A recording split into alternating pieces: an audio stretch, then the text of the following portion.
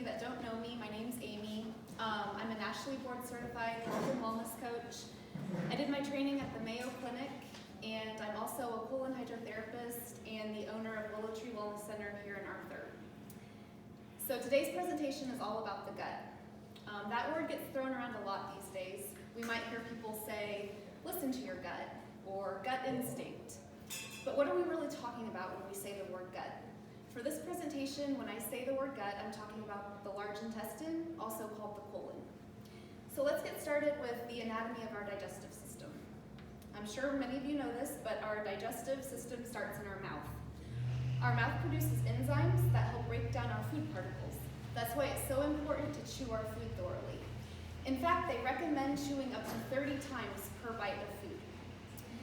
Over 700 different species of bacteria is found in our mouth. In 2019, there was a study published in the Journal of Oral Microbiology that showed our gut microbiome actually starts in our mouth. The ecosystem and interplay of bacteria from our mouth to our gut helps to prevent disease. The mouth can affect health issues throughout the body.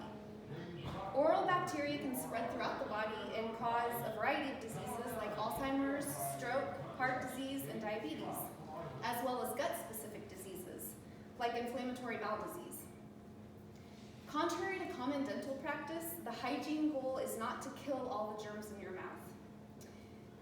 Simply removing the microbes from our mouth is not the answer. The key to improving our oral microbiome is to actually stop killing all the microbes in our mouth and instead cultivate a healthy balance. Here are just a few tips for improving oral hygiene so that you can maintain a balanced oral gut microbiome axis. I'm sure these won't be new to anybody. Brushing twice a day with fluoride-free toothpaste, flossing after each meal, visiting the dentist, refraining from tobacco products, eating a healthy diet of fresh veggies and fruits, and increasing your intake of nutrients that cultivate oral health, like vitamin C, CoQ10, and foods that are high in chlorophyll. And then last but not least, to stay away from oral hygiene products that disrupt the oral microbiome, including like alcohol-based mouthwashes. Because remember, oral health equals gut health. So back to digestion. After our food is chewed in our mouth, it travels down the esophagus through an action called peristalsis. After the esophagus, it ends up in the stomach, where we have glands that produce stomach acid and enzymes to help break the food down. After that, it travels through parts of the small intestine, and then eventually to the large intestine, and then on out the body. And it sounds pretty simple, right? But it's estimated that over 100 million Americans suffer from digestive problems, with the majority of that group being women. Now, some of the men out here might be thinking, well, that's because women complain more than men. But actually, did you know that women have a longer colon than men? It's 4 to 5 inches longer. So that doesn't sound like a lot, but it can cause extra twists and turns, which makes for bloating and indigestion issues. Not only that, women also have a wider and deeper pelvis in order to accommodate a baby during pregnancy. This means in women, the colon is located down a little bit lower, where it has to compete for space with reproductive organs. Men have a narrower pelvis, and so most of their colon ends up in roomier parts of the abdomen. And when it is down in the pelvis, the only thing taking up space there is a small prostate gland. Men also have higher levels of testosterone, which cause their abdominal muscles to be tighter and stronger. So those factors, a longer colon, wider pelvis, lower levels of testosterone, unfortunately adds up to more gut issues for women. 2 of the top 5 selling drugs in America are for digestive problems. It's estimated that we have over 200 over-the-counter remedies for digestive disorders, many of which create additional digestive problems. Having a healthy gut is absolutely central to our health. It is connected to nearly everything that happens in your body. Researchers have found numerous correlations between our gut and our brain, our gut and our skin, our gut and our hormones, our gut and our thyroid, and as I mentioned earlier, the mouth and the gut. Did you know there's more immune cells in the gut than in any other part of the body? Over 70% of our immune system is found in the gut. This means conditions like allergies, asthma, autoimmune disease, Alzheimer's, Parkinson's, rashes, chronic fatigue, mood disorders, obesity, and many others can be traced back to the gut. 10 to 100 trillion microorganisms can be found within the human gut, many of which are essential for good health. When the balance of beneficial bacteria is disrupted, disease can occur. You may have heard the term gut dysbiosis before. This occurs when the bacteria in your GI tract becomes unbalanced. Studies show that our gut microbiome begins building itself even before birth, and delivery mode influences the immune development of the baby. As you can imagine, vaginally born babies get more of their gut bacteria from their mother, but C-section babies do not. C-section babies have more bacteria linked to the hospital around them, and that bacteria is often found to be more drug resistant. Sometimes C-sections cannot be avoided. In situations like that, a technique called vaginal seeding can be helpful. This is designed to help babies develop healthy microbiomes. This is when the healthy mother swabs her newborn baby with fluid from the birth canal. Doing so can partially restore bacterial communities to resemble that of vaginally born babies. Skin-to-skin contact and breastfeeding also has the potential to help build the infant's immune system. Numerous studies reveal that breastfeeding is a protective role in infants. The health of the gut microbiome very early on, in as little as when the baby is just 10 days old, has a significant impact on whether or not a child will become obese. This study is important because it illustrates the need for the mother to have a healthy microbiome, because that's what's going to be passed down to the baby. Early life stress and trauma in the form of abuse and neglect and loss can later in life contribute to the development of GI disorders. If I had to guess, I'd say one of the top 3 health concerns I hear about at the Wellness Center have to do with brain health. Things like anxiety, depression, sleep disorders. They estimate that 40 million adults in the US suffer from anxiety.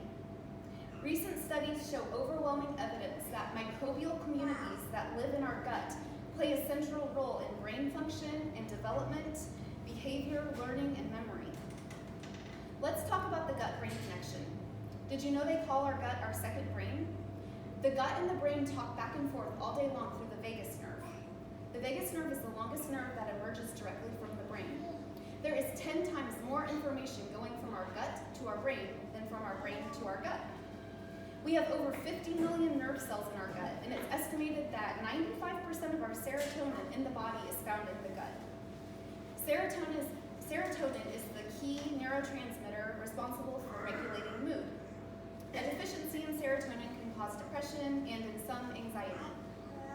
It's estimated that 50% of our dopamine is also located in the gut. Dopamine plays an important part in controlling the movements that a person makes, as well as emotional responses. It plays a role in thinking, motivation, emotions, as well as addiction. In fact, death of dopamine-producing cells leads to some of the classic symptoms of Parkinson's disease.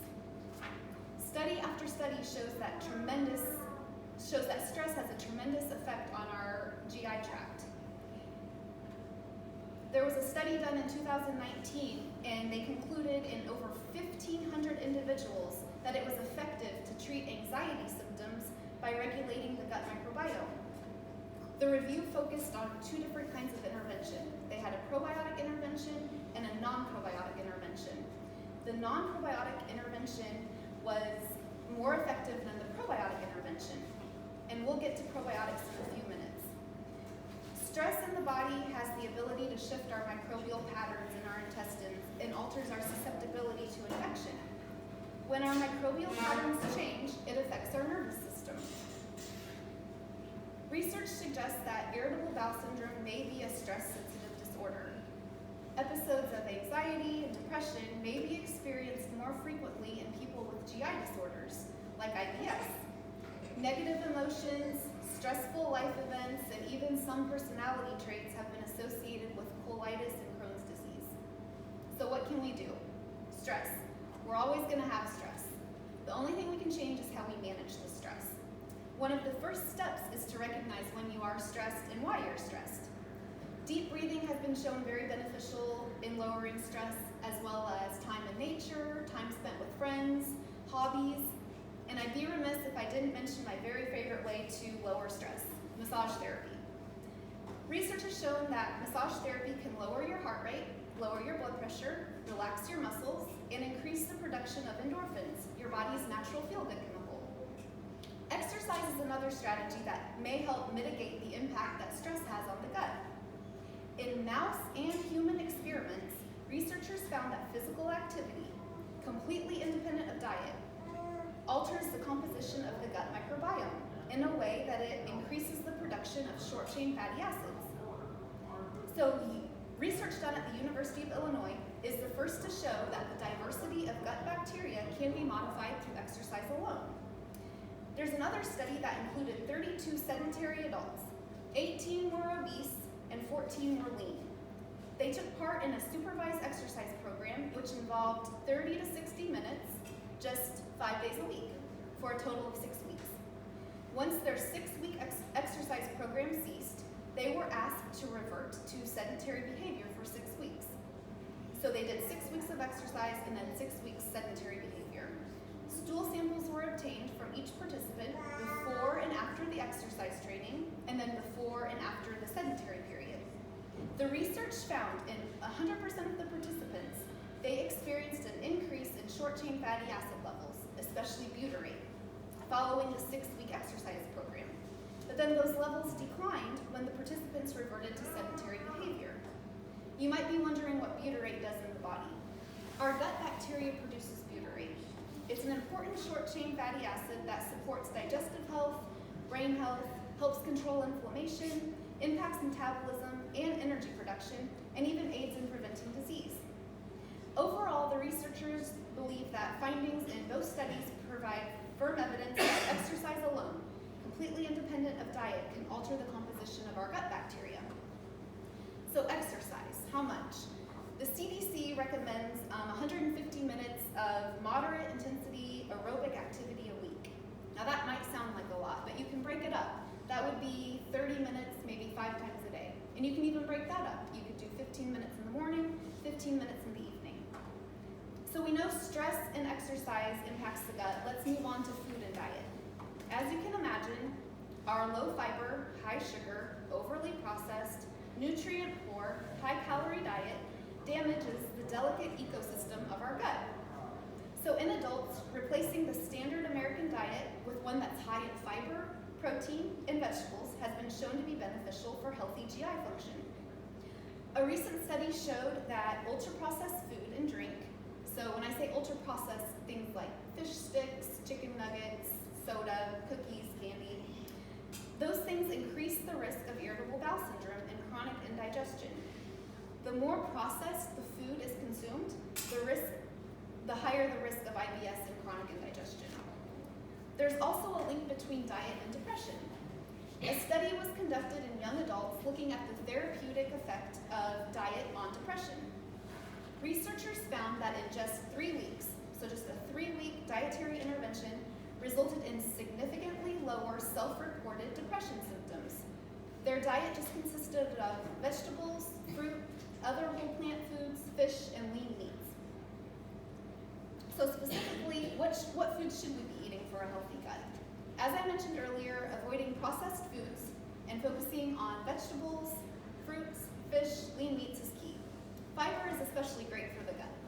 It's recommended that we get 25 to 35 grams of fiber every day.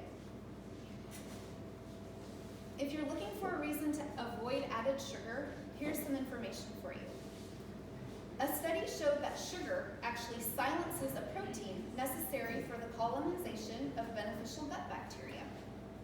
Yale researchers found that fructose and glucose, both which are extremely abundant in today's diet, block a beneficial gut bacteria strain. This study confirms that dietary sugars do indeed travel through our digestive system and end up in the large intestine, where they negatively impact our microbiome and our human health. Prebiotics are a really good way to support your gut health. Prebiotics are carbohydrates that humans cannot digest, but our bacteria in our guts can. Although they get less attention, prebiotics might just be as important or more important than probiotics. That's because they feed our friendly flora. Prebiotics bypass our small intestine and head straight to the colon, where they promote a healthy gut environment. In my opinion, the best way to get prebiotics is from food. Things like chickpeas, sweet potatoes, garlic, raw onion, leeks, and asparagus are great prebiotic food sources. One of my favorite prebiotic-probiotic combos is coconut kefir water. Another option is to create a super healthy prebiotic salad by tossing in raw dandelion greens and raw Jerusalem artichoke. Raw chicory root is another prebiotic. It can be used as a coffee substitute. Some people might choose to supplement with prebiotics.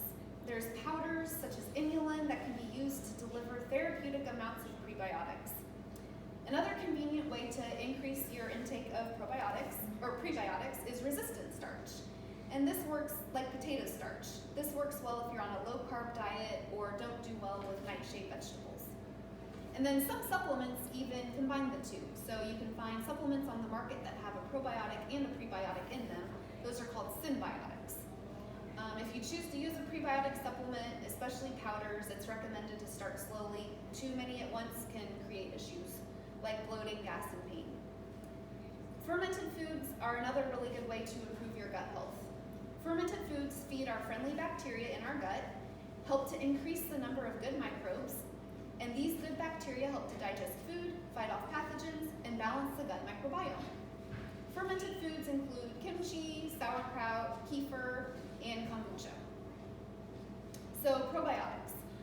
Diet and exercise have the greatest impact on our gut health, but probiotics too can positively impact our gut microbiome.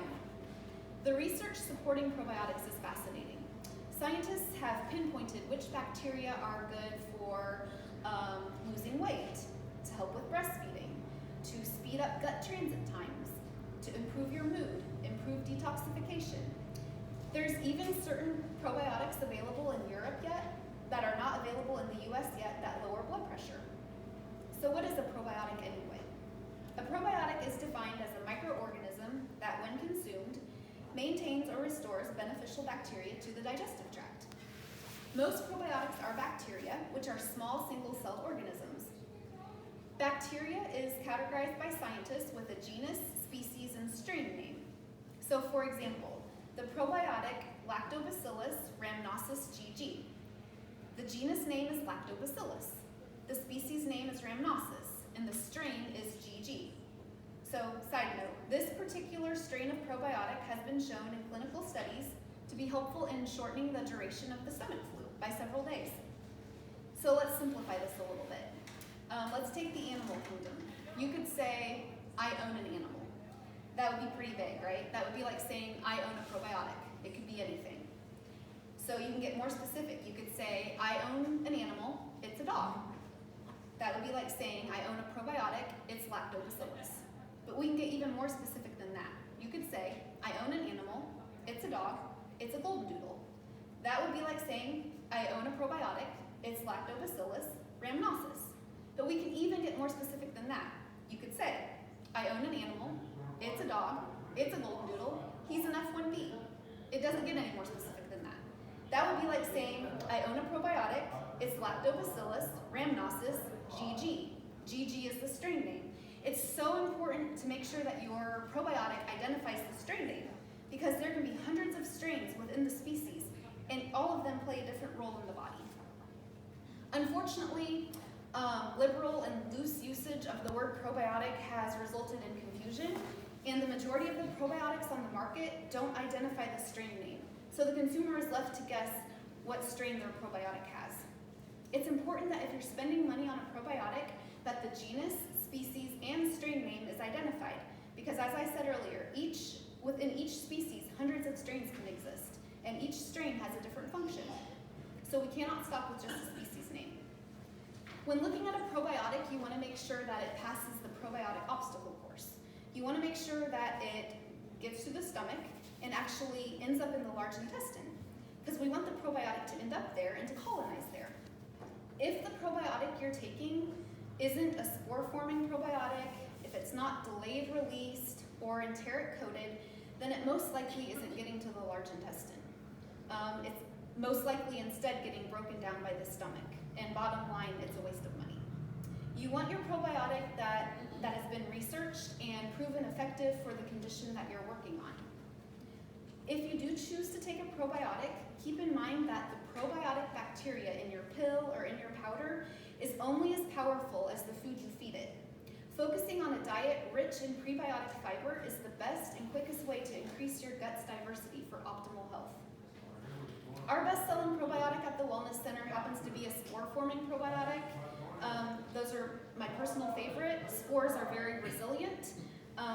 They can make it to the intestines 99% of the time. They withstand high, low temperatures. They're undamaged by antibiotic therapies and stomach acid. It's important to mention if you feel worse after taking a probiotic, symptoms may be like headache or fatigue or excessive bloating, belching, weight gain. You might have some sort of bacterial overgrowth going on. In cases like this, the addition of more bacteria, like in your probiotic that you're taking, especially lactobacillus, which is very popular on the market, that can lead to excessive bacterial production of D-lactate. And too much of that can cause fatigue and headache. So you're actually throwing fuel in the fire. If that happens, it might be beneficial to either start with a lower dose or switch strains or even switch to a spore-forming probiotic. Another point worth making is the importance of knowing your bowel transit time. This can be an early indicator of health problems and can help determine which strain of probiotic maybe you should be taking. This also might be of interest to pregnant women, since high levels of progesterone can slow down how quickly your food moves through your digestive system. Your bowel transit time gives you an idea of how long waste is sitting in your digestive tract, and whether this length of time is a threat to your health. When waste accumulates for an extended period of time in your large intestine, rather than being eliminated in a timely manner, it begins to ferment and putrefy. This can attract bad bacteria, allowing an overgrowth in your intestines. The bad bacteria can deplete your natural stores of good bacteria, produce toxins that cause inflammation, and allow your body to reabsorb waste products back into your bloodstream. So here's how to take a bowel transit time test. You want to choose a marker food, like a beet is a good example. You eat this food immediately after your first bowel movement of the day and write down the exact time that the food was consumed. Start checking your bowel movements. Once you spot your marker food in the stool for the first time, make note of that. Calculate the length of time that was passed between eating and from when you saw it in your stool, and there you have your transit time. Anywhere between 12 to 48 hours is considered normal, while less than 12 hours is too fast. It's just moving through your system too fast and you're probably not absorbing any nutrients. And more than 48 hours is also a problem. It's a little too slow. If your transit time isn't within the ideal time of 12 to 48 hours, it could be because lack of fiber, dehydration, high stress levels, hidden food sensitivities, blood sugar imbalances, hormonal imbalances, bacterial infections, or just inflammation. And this is something that you'll want to get to the bottom of. Aside from probiotics, there are other supplements and herbs that can promote good gut health, and these are not in any particular order.